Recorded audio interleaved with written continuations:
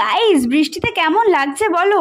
সেদিন শান্তিনিকেতনে ক্লাস করতে গিয়েছিলাম, কলেজে গিয়েছিলাম ফিজিক্যাল এডুকেশন ক্লাসের জন্য, কিন্তু আমাদের ক্যাম্পাসে বসিয়ে ক্লাস নিয়েছিল। আর দেখো সেই সময় ক্যাম্পাসের ওয়েদারটা দেখো, জাস্ট কি অসাধারণ লাগছিল।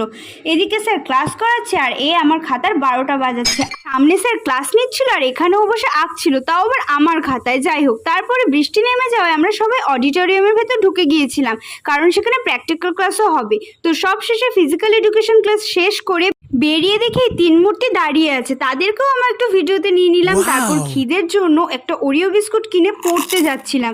এই যে বাংলাদেশি ভাইয়ার লগে দেখা হয়ে গেছিল।